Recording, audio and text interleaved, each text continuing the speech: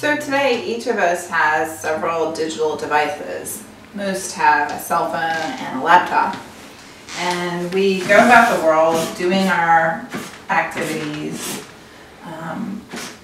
whether it be making phone calls or looking up different services or shopping or surfing the news. We do that using these devices. And there are different places we go to do that. Search engines. We use our mobile phone to make phone calls. So the mobile carrier. And then when we're surfing the web and doing different things, there's little things called cookie trackers that track what we do and send it back to services that aggregate all that information and link it back to us. So the world that we live in today, a lot of information is being collected. Sort of our digital breadcrumbs are being left behind and other people coming along behind us and picking those all up. And a lot of us are asking the question, wait a second, shouldn't I get a copy of my mobile activity and my web activity and what I do on all these devices and the data that I'm leaving around the web? Wouldn't it be really great if I had a copy of this in my personal data service? A storehouse, a vault, a bank on the internet where my data lives. So this is a key first part of a new model of how the internet and digital systems can work, where every individual is empowered with the trail of breadcrumbs they leave around the web.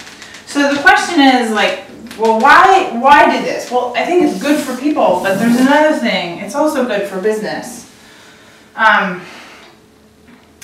That there's regulatory pressure because of all the different privacy incidents and breaches and the power that different data aggregators have over our lives.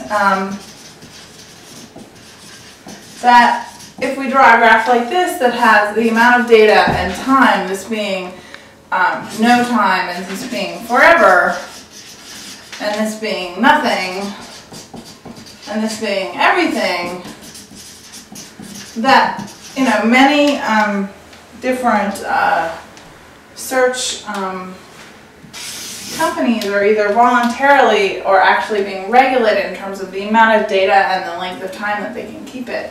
And there's regulatory pressure to move this closer and closer to zero. Other entities like phone companies actually have a lot of data about you, but because of the regulatory environment, they're not permitted to use that data to give you services. Like, so similar but different data that a Google or Facebook has about you that they're using to sell ads that you would view when you're on their services. Phone companies can't do that with similar data that they have. So, you know, the question is, what does the world look like when we actually give individuals control of their data for as long as they want? And that the user, the citizen, the individual is in control of their data. And that they could choose to license it back to, say, a phone company to then provide services to them. Or they could choose to take their data and move it somewhere else. But when the citizen is actually in control of their own data, they have freedom and choice to collect it, store it, aggregate it, and potentially get pretty valuable services based on it. So let me draw a picture of how this whole ecosystem works, or could work. So there's this vision that you would have personal data stores or services offered by different companies, probably similar to the kinds of companies that offer online web services for people or mobile phone services, and that these would be the PDSs for individual people, and that these people would have a choice of service providers, that they wouldn't have to have, they wouldn't have to stay with the service provider that they started out doing business with, that that this network was fully interoperable, so that one company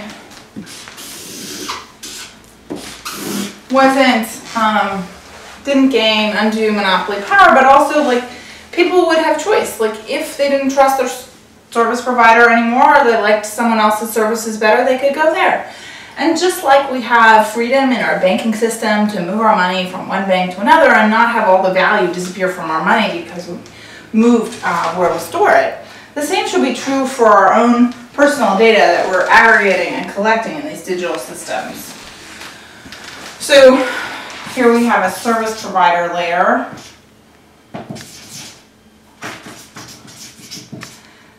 One of the key things to get this to happen will be the adoption of open standards and a commitment to interoperability by companies providing these services. There's also an opportunity for new kinds of linking and peer-to-peer services, so that I should be able to, for example, share the address section of my personal data store with my friends, so they could access my phone number and my current address if I wanted them to. And that this link that I would make with them would be persistent even if I changed server providers, so that my links and connections to my friends would be mine, between me and my friends, not just because we happen to be in the same service. So today, when I make a connection within Facebook, it's always in the context within Facebook. Both me and my friends have to be members of Facebook. In this peer-to-peer linking model, individuals would have the freedom to connect and link to people using different personal data services, and they could share information. Another key thing that can happen is individuals who actually want to share business information, say with a business that they do business with, that they would be able to do this and have those links stay persistent and updated. So one of the communities that we've been working with a lot is called Vendor Relationship Management, and they're thinking about what do the new business models and norms look like when individuals can choicefully make connections between themselves and business, rather than the sort of creepy world we have today where businesses are like stalking individuals to aggregate as much information as they can about them and then like market at them. Another vision is that services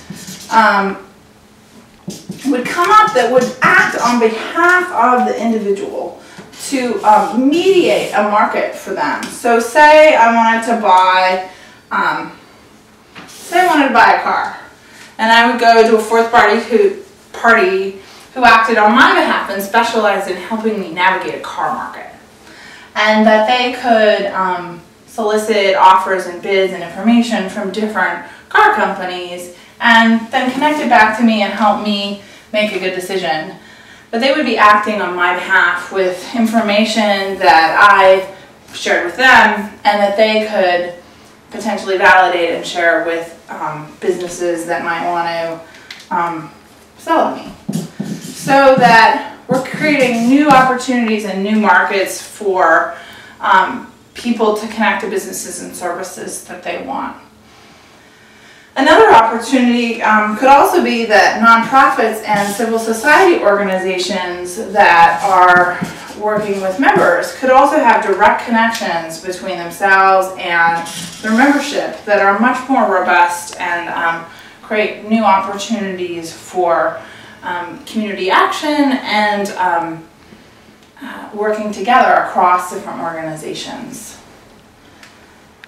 So I think one of the really important opportunities is that there could be, on top of this fabulous set of open standards for people, a whole network of apps and services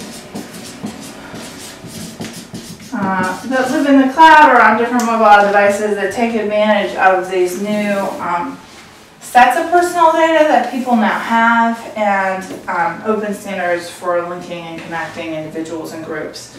So, what do services look like when you have access to a PDS? Maybe one of the things you store in your PDS is a wish list. And that when you happen to be walking around the world with your mobile device, you've installed an app that connects your wish list that's yours and private information up to public data sets that companies may have, say Barnes & Noble bookstore. So you're walking by a bookstore and the app that you have is like, hey, there's 3 books on your wish list in the bookstore.